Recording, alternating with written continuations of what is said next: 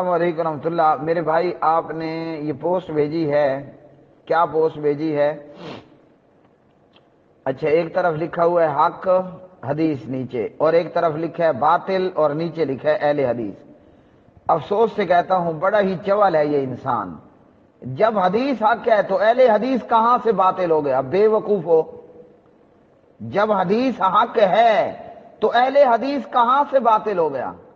ہم کوئی اہل انجیل تو نہیں ہیں، نہ کوئی ہم اہل تورات ہیں، نہ ہم جناب اہل وید ہیں، نہ ہم اہل گیتا ہیں. اللہ کے بندو، ہم اہل حدیث ہیں.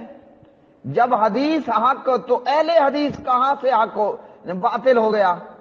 جب حدیث حق تو اہل حدیث کہاں سے باطل ہو گیا؟ بہرحال پوسٹ آپ کی پڑھتے ہیں. اس پوسٹ میں لکھا گیا ہے کہ کیا ہے، انہوں نے کہا کہ انہوں نے یہ حدیث عرابی کی نماز والی بیان کی. اس حدیث میں ہے کہ نبی علیہ السلام نے فرمایا جیسے تجھے اللہ تعالیٰ نے حکم دیا ویسے وضو کر، پھر اذان، پھر اقامت، پھر تکبیر تحریمہ، جتنا قرآن یاد ہے وہ پڑھ لے وغیرہ، اور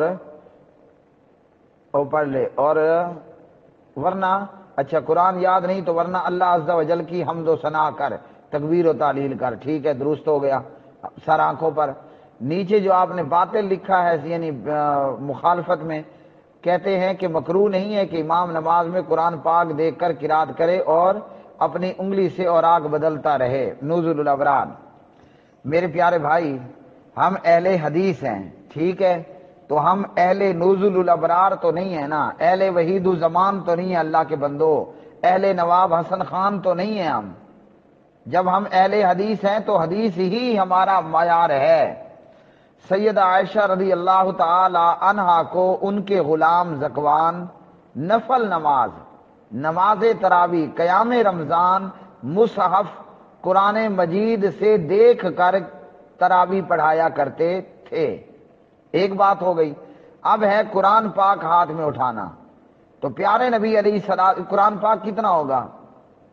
یہ پاکٹ سائز قرآن مجید میرے خیال میں بن جائے گا، کوئی 5 انچ کے قریب ہوگا. اور پیارے نبی علیہ الصلوۃ والسلام نماز میں، حالت نماز میں اپنی نواسی کو اٹھا کر نبی علیہ الصلوۃ والسلام نماز پڑھتے. نواسی کو اٹھا کر، حضرت زینب رضی اللہ تعالی عنہا کی بیٹی کو اٹھا کر کیا کرتے تھے؟ نماز میں اٹھا کر نماز ادا کرتے. صحیح بخاری اور ابو داود. تو سید عائشہ کو ان کے غلام قرآن مجید مصحف سے دیکھ کر تراویح پڑھاتے، اور نبی علیہ السلام نماز میں اپنی نواسی انہیں نماز میں اٹھا کر نماز ادا کرتے. جب آپ صلی اللہ علیہ وسلم رکوع سجدے میں جاتے تو بٹھا دیتے، اور جب قیام میں آتے تو اٹھا لیتے. رکوع سجدے میں بٹھا دیتے اور قیام میں اٹھا لیتے.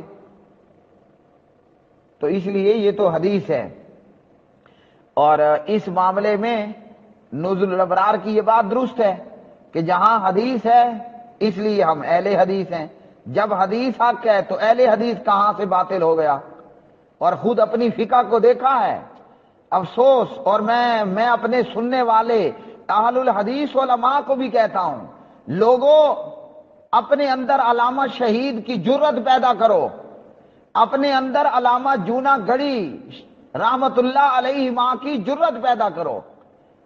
اگر آج علامہ شہید جیسے علماء آئیں آگے، اور علامہ جونا گڑی رحمت اللہ علیہ جیسے علماء آگے آئیں اور البریلویہ لکھیں، آپ کہیں گے وہ تو علامہ گزر گیا، چلو تھوڑا سا اور سن لو. آج اگر علامہ سید طالب الرحمان شاہ صاحب جیسے علماء آگے کو آئیں اور دیوبندیہ لکھیں، جونا گڑی کی طرح محمدیات لکھیں، ضرب محمدی، شمع محمدی، قسم کعبے کے رب کی، ان مقلدوں کی جرت نہ ہو. ہمیں تانا دینے والوں نزول الابرار کا، جبکہ یہ بات درست ہے اس کی. تمہاری فقہ نے کیا لکھا ہے؟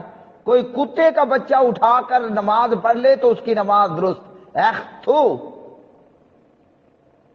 یہ ہے تمہاری اوقات، اور تم جناب اہل حدیث کو باطل کہتے ہو، تم اہل الحدیث کو باطل کہتے ہو. اور تمہاری اپنی فقہ جو یہ کہتی ہے کہ اگر کوئی محرمات سے نکاح کر لے اور وطی کر لے، وطی کا مطلب سمجھتے ہو؟ وہ میرے خیال میں انگریز میں کہتے ہیں انٹر کورس کے، پتہ نہیں کیا ہے، حرام کاری کر لے، بدکار کر لے، بے حیائی اور بدکاری کر لے، کس کے ساتھ؟ محرمات کے ساتھ۔